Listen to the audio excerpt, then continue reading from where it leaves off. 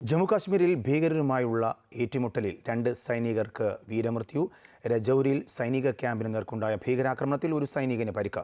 കുൽഗാമിൽ വ്യത്യസ്ത ഏറ്റുമുട്ടലുകളിൽ Hizbul Mujahideen senior commander Farooq Ahmed അടക്കം 6 ഭീകരർ കൊല്ലപ്പെട്ടു. കുൽഗാം ജില്ലയിലെ മോഡർഗാം ഗ്രാമത്തിലും ഫ്രിസൽ മേഖലയിലുമാണ് സുരക്ഷാസേനയും ഭീകരരും തമ്മിൽ ഏറ്റുമുട്ടലുണ്ടായത്. ശനിയാഴ്ച രാവിലെ മോഡർഗാമിലും CRPFും കരസേനയും പോലീസും സംയുക്തമായി പരിശോധന നടത്തി. ഈ സംഘത്തിന് നേർക്ക് ഒളിച്ചിരുന്ന ഭീകരർ വെടിയുതിർക്കുകയായിരുന്നു. സൈന്യം ശക്തമായി തിരിച്ചടിച്ചു.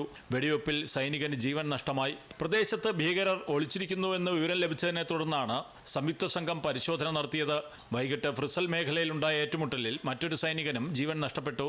ഇവിടെ സൈന്യത്തിന്റെ പരിശോധനയെ തുടർന്ന് ഭീകരർ വെടിയുതിർക്കുകയായിരുന്നു. പ്രദേശം സൈന്യത്തിന്റെ നിയന്ത്രണത്തിലാണ്.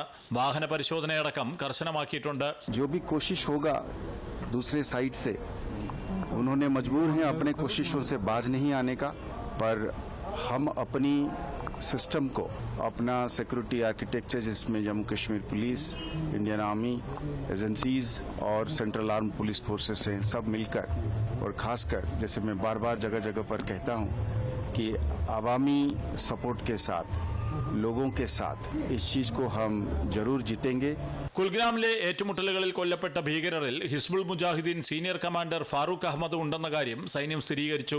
നിയന്ത്രണ രേഖയിലും കശ്മീർ താഴ്വരയിലും ജമ്മു മേഖലയിലും സൈന്യം അതീവ ജാഗ്രതയാണ് പുലർത്തുന്നത്. അമൃത ന്യൂസ്, ന്യൂഡൽഹി.